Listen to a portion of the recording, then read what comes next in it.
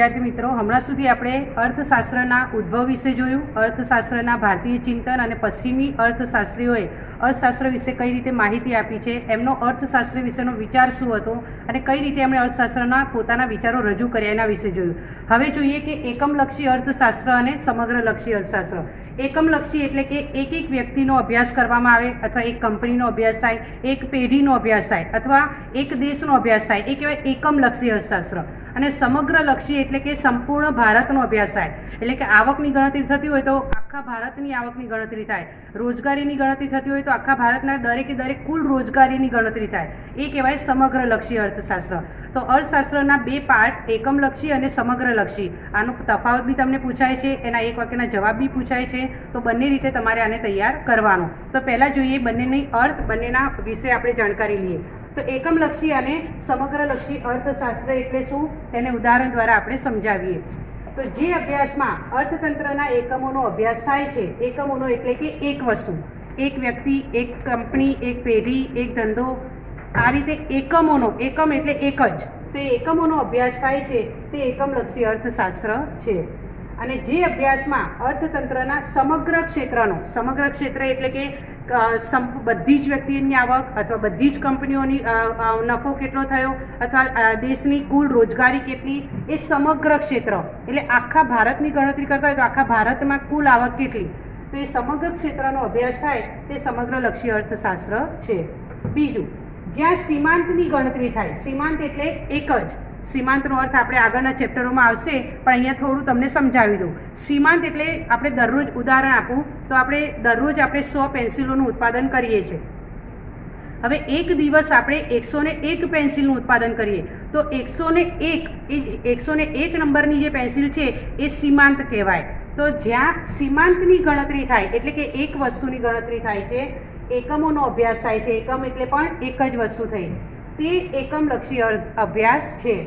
અને જ્યાં સમષ્ટિનો અભ્યાસ થાય છે, સમષ્ટિ એટલે બધા, આપણે 101ની પેન્સિલની ગણતરી કરી તો એ સીમાંત કહેવાય, પણ બધી જ પેન્સિલોની ગણતરી કહેવાય એટલે કે સમષ્ટિ. તો સમષ્ટિનો અભ્યાસ થાય તે સમગ્રલક્ષી અભ્યાસ છે. તો આના સમગ્રલક્ષીના ઉદાહરણમાં આવે કુલ રોજગારી, કુલ આવક વગેરે. ત્રીજો પોઈન્ટ છે એકમલક્ષી અર્થશાસ્ત્ર ગ્રાહક, પેઢી, શ્રમિક જેવા આર્થિક એકમોને નિર્ણય કરવામાં મદદરૂપ થાય છે. એટલે કે એક ગ્રાહકની, પેઢીની, શ્રમિકની, આવા એક એક વસ્તુને પોતાની આર્થિક બાબતો વિશે નિર્ણય લેવા માટે મદદરૂપ કરે છે. જ્યારે સમગ્રલક્ષી અર્થશાસ્ત્ર સરકારને આર્થિક નીતિ ઘડવામાં, આર્થિક સંસ્થાઓને નિર્ણય લેવામાં મદદ કરે છે. એટલે કે સરકારને, એટલે કે આખા ભારતને ચલાવતી ભારત સરકારને પોતાના આર્થિક નિર્ણયો લેવા માટે મદદ કરે છે. જ્યારે અહીંયા ગ્રાહક, પેઢી, શ્રમિક એ લોકોને પોતાને, ખાલી એ પોતે પોતાનું કરે છે, જ્યારે ભારત સરકાર આખા ભારતનું વિચારે છે. એટલે એકમલક્ષીમાં એકમનો અભ્યાસ થાય, સમગ્રલક્ષીમાં સમગ્ર સંસ્થાઓનો અભ્યાસ થાય છે. એટલે કે સમગ્ર સંસ્થાઓને નિર્ણય લેવામાં મદદ કરે છે. આ થયો આપણો એક આન્સર, એકમલક્ષી અને સમગ્રલક્ષી અર્થશાસ્ત્ર. હવે આપણે આગળ વધીએ તો આર્થિક માહિતીની રજૂઆત. આપણે ચેપ્ટરમાં જોયું કે અર્થશાસ્ત્રમાં આર્થિક નિર્ણયો લેવામાં આવે છે. એટલે કે આપણે આર્થિક એટલે કે પૈસાની ગણતરી, નાણાંની ગણતરી, આવકની ગણતરી. તો એ આર્થિક નિર્ણયો એ બધી આપણે જે લઈએ છીએ એ માહિતીની રજૂઆત કઈ કઈ રીતે થાય, તો આર્થિક માહિતીની રજૂઆત 3 રીતે કરવામાં આવે છે. પહેલું, ભાષા દ્વારા, એટલે કે વર્ણનાત્મક રીતે. એટલે તમે ચોપડીમાં જોતા હશો, ચોપડીમાં સેન્ટેન્સમાં તમને લાંબુ લાંબુ લખવામાં આપે છે, લખીને આપે છે, એ ભાષા દ્વારા કહેવાય. બીજું છે આંકડાઓ દ્વારા, એટલે કે આંકડાકીય માહિતી. તમને કોઠો બનાવીને એમ કહેવામાં આવે કે 1991 150 કરોડ વસ્તી હતી, 1992માં આટલી કરોડ વસ્તી હતી. તો એ જે આંકડા બતાવવામાં આવે એ આંકડાકીય માહિતી કહેવાય. અને ત્રીજું આકૃતિ દ્વારા, એટલે કે આલેખ દ્વારા, આલેખ દોરીને આપણે બતાવીએ. તો આ 3 રીતે આપણે કોઈ પણ આર્થિક માહિતીની રજૂઆત કરીએ છીએ. એટલે કે કોઈ પણ વસ્તુને બતાવી હોય તો આ 3 રીતે કરવામાં આવે, આંકડા દ્વારા, આકૃતિ દ્વારા, અને એ આંકડા અને આકૃતિને આપણે શબ્દોમાં સમજાવીએ, એને કહેવાય ભાષા દ્વારા, એટલે કે વર્ણનાત્મક રીતે. આ પ્રશ્ન પૂછાય છે એક વખતના જવાબ માટે. આર્થિક માહિતીની રજૂઆત કઈ 3 બાબતોમાં કરવામાં આવે છે, તો આ 3 તમારે આન્સર તૈયાર કરવાનો. તમારા માટે ઇમ્પોર્ટન્ટ આન્સર છે, ભલે એક વાક્યમાં હોય પણ પૂછાય છે. હવે એના પછીનો પ્રશ્ન છે આંકડાકીય માહિતીનું મહત્વ. એટલે આમાં તમે જોયું કે આંકડાઓ દ્વારા પણ વર્ણન કરવામાં આવે. તો શા માટે આંકડાનું આટલું મહત્વ હોય છે? કોઈ પણ વસ્તુની આપણે ગણતરી કરતા હોય, વસ્તીની ગણતરી કરીએ, રોજગારીની ગણતરી કરીએ, નાણાકીય બાબતોની ગણતરી કરીએ, તો એ બધામાં આંકડાઓ દર્શાવવામાં આવે છે. તો એ આંકડાનું મહત્વ શું છે, તો એ આંકડાનું મહત્વ આપણે જોઈએ. આપણે એક ઇમ્પોર્ટન્ટ પ્રશ્ન છે, 3 માર્ક્સમાં પૂછાય છે તમારે, તો આને તૈયાર કરવો તમારે. તો પહેલું છે એનું સિદ્ધાંતોની આધારભૂતતામાં વધારો થાય. સિદ્ધાંતોની આધારભૂતતા એટલે કે જેમ કે વસ્તીના આંકડા આપણે સરકારી ખાતાના ચોપડાઓમાંથી મળે છે. પછી નાણાકીય બાબતો એટલે કે રાષ્ટ્રીય આવકની ગણતરીના આંકડા વિશ્વ બેંકની ખાતાઓમાંથી મળે. તો એ જે વિશ્વ બેંકના ખાતાઓ રાષ્ટ્રીય ગણતરી કરીએ છીએ એ બધા સિદ્ધાંતો આધારભૂત કહેવાય. આપણે કોઈ બી માહિતી આપી હોય નીચે એમ લખીએ કે અહેવાલ વિશ્વ બેંકનો, તો એ વિશ્વ બેંક આવે એટલે આપણને એમ લાગે કે હા આ અહેવાલ સાચો હશે, આ માહિતી સાચી હશે. તો એ સિદ્ધાંતોની આધારભૂતતામાં વધારો થાય છે. અને જેમ કે બે આર્થિક ચલ વચ્ચેના કાર્યકારણના સંબંધને તપાસીને સિદ્ધાંતો રજૂ કરવામાં આવે. જેમ કે વિશ્વ બેંકનો અહેવાલ હોય એ આપણને બતાવે કે ભારતની આવકની ગણતરી આટલી છે, અમેરિકાની આવકની ગણતરી આટલી છે. તો એ વિશ્વ બેંકે આપ્યું છે અને બે દેશોની વચ્ચે સરખામણી કરીને આપ્યું છે, માટે એ સાચું હશે. આ રીતે આપણે એનું ઉદાહરણ લઈએ. દાખલા તરીકે ચોપડીમાં ઉદાહરણ છે વરસાદ અને ખેત ઉત્પાદન વચ્ચેનો સંબંધ. આટલો વરસાદ થયો તો આટલું ઉત્પાદનમાં વધારો થયો, આટલો વરસાદ થયો તો આટલા ઉત્પાદનમાં ઘટાડો થયો. તો એ બંને વચ્ચેનો સંબંધ બતાવે. કિંમત અને માંગ વચ્ચેનો સંબંધ. કિંમત વધે તો માંગ ઘટે, કિંમત ઘટે તો માંગ વધે. તો એ પણ આંકડામાં બતાવવામાં આવે. જેમ કે 2 રૂપિયા કિંમત હતી તો માંગ 10 એકમની હતી, 5 રૂપિયા કિંમત થઈ તો માંગ 5 એકમની થઈ ગઈ, 1 રૂપિયા કિંમત થઈ તો માંગ 15 એકમની થઈ. તો એ જે આંકડાઓ આવ્યા એ આંકડાઓ વચ્ચેનો સંબંધ બતાવે છે, એટલે કે સિદ્ધાંતોની આધારભૂતતામાં એનાથી વધારો થાય છે. તો આ પહેલું છે તેનું મહત્વ. બીજું છે દશા અને દિશાના વલણો જાણવા માટે. દશા એટલે કે જેમ કે ભારતની સ્થિતિ શું છે, અને દિશા એટલે કે ભારત હવે કઈ પરિસ્થિતિમાં જઈ રહ્યો છે, ભારતની હાલની પરિસ્થિતિ શું છે અને હવે એની પરિસ્થિતિ શું છે. જેમ કે આપણે ઉદાહરણ લઈએ કે ખેતીમાં હમણાં આપણે 2500 એકમોનું ઉત્પાદન થયું અને એ દશા કહેવાય, પણ હવે દર વર્ષે આપણે 2000 એકમોનું ઉત્પાદન વધારીએ છીએ તો એ દિશા કહેવાય. એટલે કે આપણી ખેતીનું ઉત્પાદન હવે વધવાની દિશામાં થઈ રહ્યું છે. તો દશા અને દિશાના વલણો જાણવા માટે આપણને આંકડાકીય માહિતી મદદ કરે છે. જેમ કે રાષ્ટ્રીય આવકમાં ખેતીના હિસ્સાનું પ્રમાણ. એટલે શરૂઆતમાં જ્યારે આપણે ભારત દેશ આઝાદ થયો તો રાષ્ટ્રીય આવકના પ્રમાણ ખેતી ક્ષેત્રે 68% હતું. જેમ જેમ આપણે ઉદ્યોગોનું પ્રમાણ વધ્યું એમ ખેતી ક્ષેત્રનો ફાળો રાષ્ટ્રીય આવકમાં ઘટતો ગયો. હવે ધીમે ધીમે ઘટતો 28% થયો. તો એ 68%, 28% એ આંકડાકીય માહિતી આપણને બતાવે છે કે ભારતની દશા શું હતી અને હવે કઈ દિશામાં જઈ રહ્યો છે. બીજું, અર્થતંત્રમાં નાણાં પુરવઠો વધી રહ્યો છે. નાણાં પુરવઠો એટલે કે બજારમાં નાણાંનું પ્રમાણ વધવું, રોકડ વધવી. તો જેટલું વધારે પુરવઠો વધે એટલું ફુગાવાનું પ્રમાણ વધે. હવે ફુગાવાનું પ્રમાણ ઘટાડવા માટે આપણે કઈ રીતે કરવું, તો એ દશા અને દિશા જાણવા માટે આંકડાકીય માહિતી મદદ કરે છે. ત્રીજું છે તુલનાત્મક અભ્યાસ માટે. તુલના, સરખામણી કરવી બે દેશ વચ્ચે, બે રાજ્ય વચ્ચે, બે કંપની વચ્ચે. એ તુલનાત્મક અભ્યાસ કરવા માટે આંકડાકીય માહિતી મદદ કરે છે. નંબર 4, સંક્ષિપ્તમાં રજૂઆત માટે. સંક્ષિપ્ત એટલે ટૂંકમાં કોઈ પણ બાબતને રજૂઆત કરવી હોય, જેમ કે એક આખું પેજ ભરીને તમને શબ્દોમાં વર્ણન કરીને આપ્યું છે, પણ એ જ માહિતી તમને ખાલી કોઠામાં બતાવી દેવામાં આવે કે 1991 એની સામે આટલી આવક, 1992 સામે આટલી આવક. તો એ ચોપડી એક આખું પેજ ભરીને જે તમને વાક્યોમાં લખીને બતાવે એની જગ્યાએ કોઠામાં તમને 5-6 લાઈનમાં બતાવી દે તો એ ટૂંકમાં માહિતી કહેવાય. એ સંક્ષિપ્તમાં રજૂઆત માટે પણ, એટલે કે સામાન્ય માણસ પણ એને સમજી શકે એ માહિતી, એ રજૂઆત માટે આપણને આંકડાકીય માહિતી મદદ કરે છે. આ તમારો એક ઇમ્પોર્ટન્ટ આન્સર છે. આ ખાસ મુદ્દા સાથે તમારે તૈયાર કરવાનો. એના પછીનો પ્રશ્ન છે આંકડાકીય માહિતીને આકૃતિ કે આલેખમાં રજૂ કરતી વખતે ધ્યાનમાં રાખવાની બાબત. એટલે કોઈ બી આંકડાકીય માહિતી છે એને આલેખમાં આપણે દોરીએ. જેમ કે તમે 9મા 10મામાં જોયું હશે કે આલેખ દોરો છો, તમે સ્તંભ આકૃતિ દોરો છો, પછી સામયિક શ્રેણી દોરો છો. તો એ આલેખમાં રજૂ કરતી વખતે, એ આંકડાઓ બતાવતી વખતે કઈ બાબતો ખાસ ધ્યાનમાં રાખવી જોઈએ, તો એમાં પહેલું છે વિશ્વસનીય રજૂઆત. એ આંકડાઓને જ્યારે આલેખમાં બતાવવામાં આવે તો તમને પહેલાં તો વિશ્વાસ હોવો જોઈએ કે એ આંકડા સાચા છે. તો એ તમે જે આંકડાઓ તમને બતાવવામાં આવે છે તો એ દરેક આંકડાઓનો સ્ત્રોત જાણવો જરૂરી છે. વિશ્વ બેંકનો અહેવાલ હોય, રાષ્ટ્રીય સર્વે હોય, તો એ અહેવાલ, એ સર્વેવાળા જે રિપોર્ટ હોય એ આંકડાઓ સાચા હોય છે. તો પહેલાં આપણે કામ કરવાનું વિશ્વસનીય રજૂઆત છે કે નહીં, પછી જ એને આલેખમાં બતાવવામાં આવે છે. બીજું છે સ્વતંત્ર અને પરતંત્ર ચલ. સ્વતંત્ર ચલ ક્યાં બતાવવા, પરતંત્ર ચલ ક્યાં બતાવવા, તો એ આલેખમાં એક્સ ધરી અને વાય ધરી હોય છે. જેમ કે ઉદાહરણ આપીને આપણે સમજીએ તો અહીંયા આગળ જેમ કે તમે આલેખ દોરો તો તમારી એક્સ ધરી અને વાય ધરી. અહીંયા વાય ધરી હોય ને અહીંયા એક્સ ધરી હોય. તો એક્સ ધરી પર શું બતાવવામાં આવે? એક્સ ધરી પર એટલે જે સ્વતંત્ર ચલ છે એ દેશ, અહીંયા દેશના કે વર્ષના તમે આંકડા બતાવો છો. અને વાય ધરી પર જે બદલાતા રહે છે એટલે કે પરતંત્ર ચલ, જેમ કે કિંમત હોય, માંગ હોય, કિંમત હોય કે પછી વસ્તીની આંકડા હોય કે રોજગારીના આંકડા હોય, એ અહીંયા વાય ધરી પર બતાવવામાં આવે છે. તો આ સ્વતંત્ર ચલ અને પરતંત્ર ચલની જાણકારી હોવી જરૂરી છે. ત્રીજી માહિતી છે સ્કેલ માપની પસંદગી કરવી. સ્કેલ માપ એટલે કે ધરીમાં તમે જે આંકડા લખો છો, દરેક આંકડા વચ્ચેનો જે ગાળો છે એટલે કે ગેપ છે એ સરખો હોવો જોઈએ. તમે અહીંયા આગળ વાય ધરી પર જે આંકડા બતાવો છો એ આંકડાઓની શરૂઆત ક્યાંથી કરી છે, એ શરૂઆત કર્યા પછીના આંકડાઓ વચ્ચેનો કેટલો તમારો ગાળો હોવો જોઈએ. 5 લીધું હોય શરૂઆતમાં તો 5 થી 10, 15 એવી રીતે હોવું જરૂરી છે. તો આ ત્રીજી ધ્યાનમાં રાખવાની બાબત એની આંકડાકીય માહિતીની સ્કેલ માપની પસંદગી કરી. હવે એના પછીનો આન્સર છે આંકડાકીય માહિતીને આકૃતિ અને આલેખમાં રજૂઆત. એટલે કે ત્રણ રીતે આપણે આકૃતિને રજૂ કરીએ છીએ: સ્તંભ આકૃતિ, પાસ પાસેની આકૃતિ અને વૃત્તાંશ આકૃતિ. હવે આપણે જોઈએ આ ત્રણેય આકૃતિઓ કઈ રીતે દોરવામાં આવે છે. હવે આપણે આકૃતિના પ્રકારો વિશે માહિતી લઈએ. તો આકૃતિના 3 પ્રકારો મેં આગળ તમને ત્રણેયના નામ સમજાવ્યા, એને હવે ઉદાહરણ સાથે સમજીએ. તો પહેલું છે સ્તંભ આકૃતિ. સ્તંભ એટલે આપણે ઊભા પિલ્લર જેને કહીએ એને સ્તંભ કહેવાય. પણ આમાં સ્તંભ આકૃતિમાં એક જ પિલ્લર આવે એટલે એને સ્તંભ આકૃતિ કહેવામાં આવે છે. તો સ્તંભ આકૃતિ એટલે આ રીતે દેખાય. બીજું છે પાસ પાસેની સ્તંભ આકૃતિ. પાસ પાસેની સ્તંભ એટલે કે 2 પિલ્લરો જોઈન્ટમાં હોય એને કહેવાય પાસ પાસેની સ્તંભ આકૃતિ. એટલે આ રીતે હોય, આ 2 પિલ્લરો છે એટલા માટે એને પાસ પાસેની સ્તંભ આકૃતિ કહેવાય. અને ત્રીજી આકૃતિ છે વૃત્તાંશ.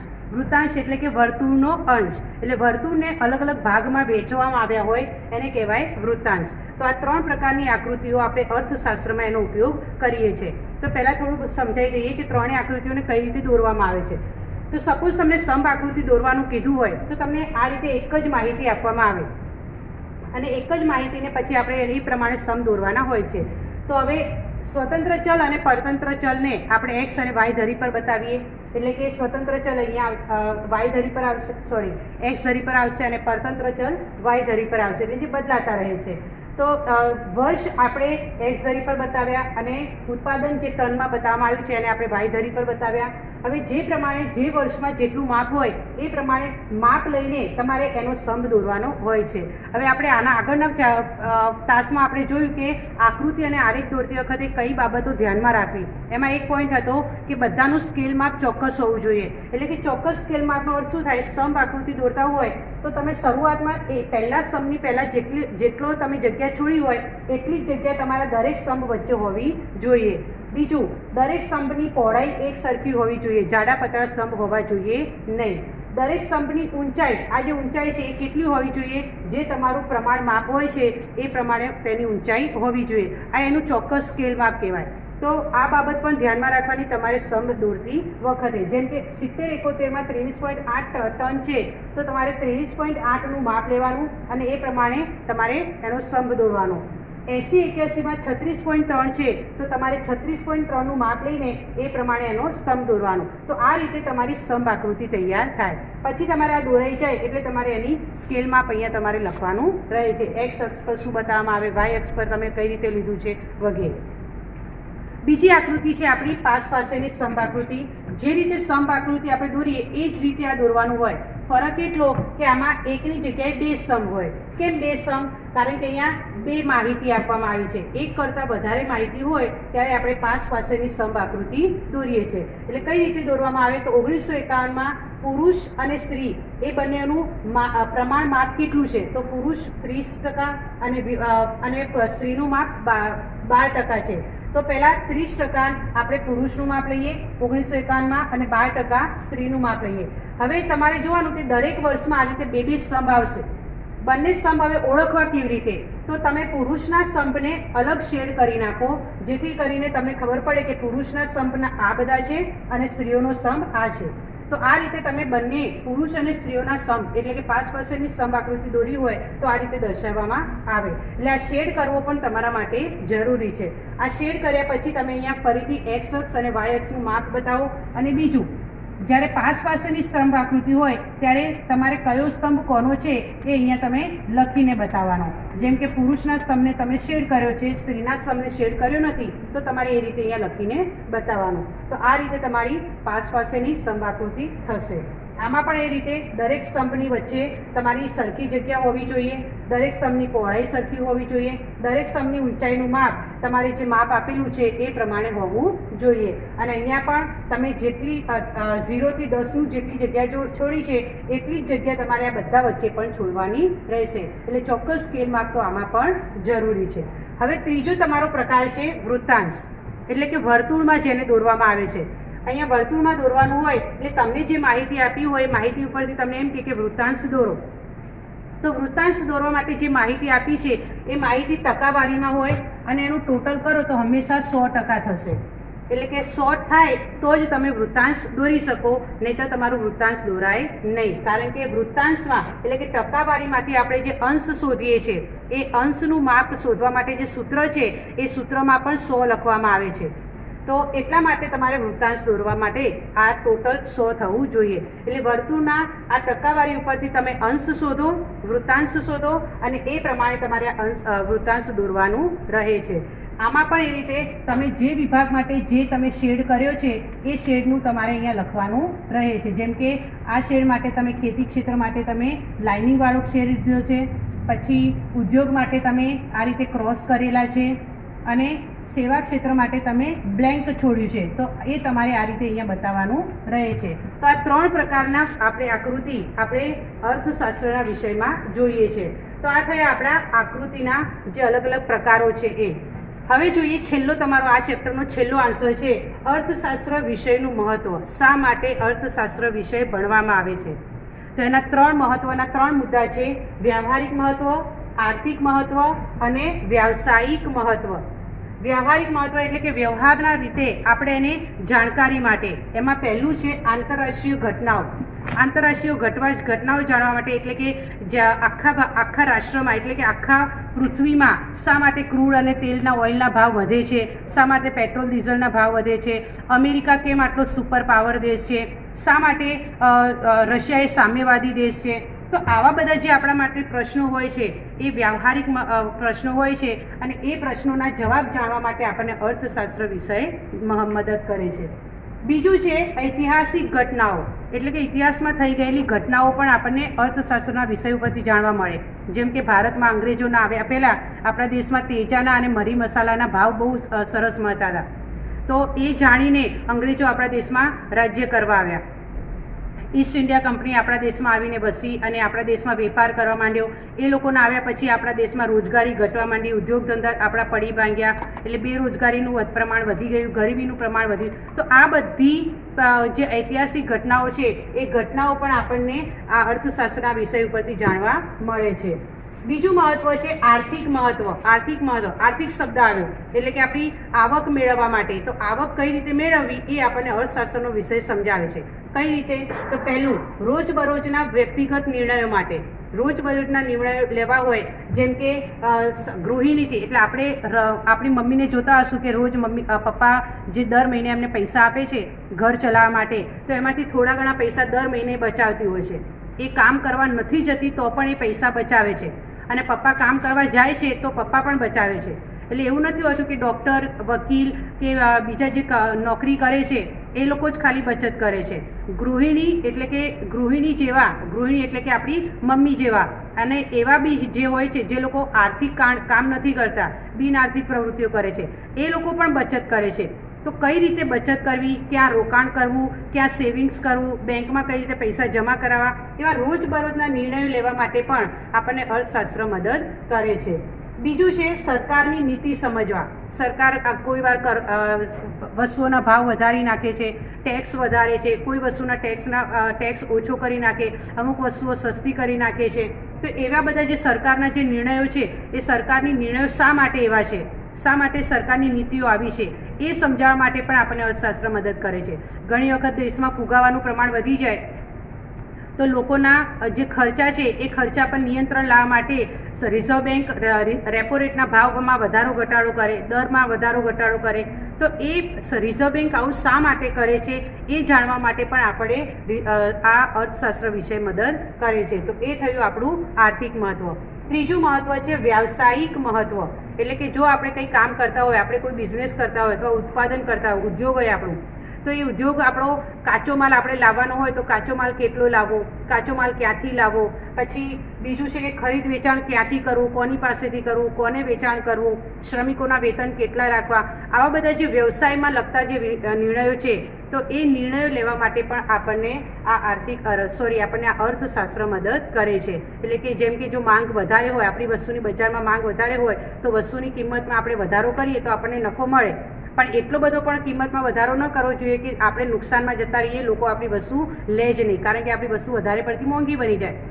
તો આવા બધા વ્યવસાયને લગતા નિર્ણયો લેવામાં પણ આપણને અર્થશાસ્ત્ર મદદ કરે છે. તો અહીંયા અર્થશાસ્ત્રના મહત્ત્વ, વ્યવહારિક મહત્ત્વ, આર્થિક મહત્ત્વ અને વ્યાવસાયિક મહત્ત્વ, આ તમારો મોસ્ટ ઇમ્પોર્ટન્ટ આન્સર છે. આને પણ તમારે તૈયાર કરવો જરૂરી છે. તો અહીંયા આપણે પહેલો ચેપ્ટર પૂરો થાય છે. આનું સ્વાધ્યાય તમારે બધાએ લખવાનું છે, તૈયારી કરવાની છે, મોઢે કરવાનું છે. ચલો આના પછી આપણે બીજો ચેપ્ટર જોઈશું.